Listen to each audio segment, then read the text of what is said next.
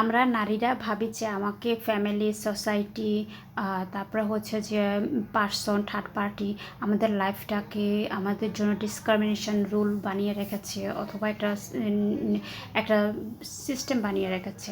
আসলে সেটা কখনোই না। আমরা যদি আমাদের চিন্তার পজিটিভ করতে পারি, আমরা যদি আমাদের কর্মটাকে ঠিক রাখি এবং নিজের প্যাশনটাকে যদি ডিজায়ারটাকে যদি নিজের মধ্যে ধারণ করতে পারি, তাহলে কিন্তু আমরা সাকসেস হব। আর সবটাই হচ্ছে নিজের মধ্যে। কেউ কাউকে সিস্টেমে বেঁধে রাখেনি বা ডিসক্রিমিনেশন দেয়নি।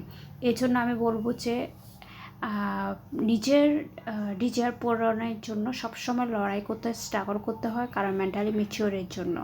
এবং নারীদের বলবো তুমি সেলফ ডেভেলপমেন্টের জন্য কাজ করো, সেলফ এস্টিম বা সেলফ কনফিডেন্সটা আসার জন্য, নিজের সেলফ লাভ।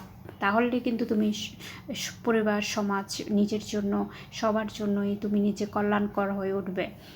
আর নিজের ফাইন্যান্সিয়ালি ক্যাপাসিটির জন্য তুমি নিজের যোগ্যতা অর্জন করো, স্কিল অর্জন করো, নিজেকে সময় দাও, নিজের সাথে কোয়ালিটি টাইম স্পেন্ড করো, নিজের প্রাইম রাইটস পূরণের জন্য নিজের উপর ডিপেন্ডিং হও এবং সবাইকে নিয়ে ভালো থাকো। আর নিজের ফিজিক্যাল, মেন্টাল হেলথ এবং ডেভেলপমেন্টের জন্য কাজ করো, এবং নিজে যোগা করো, ফিজিক্যাল এক্সারসাইজ করো, মেডিটেশন করো, মোটিভেশনাল বই পড়ো, ভালো ভালো অডিও, পজিটিভ অডিও বুক শোনো, এবং নিজের ব্রেনটাকে ইউজ করো।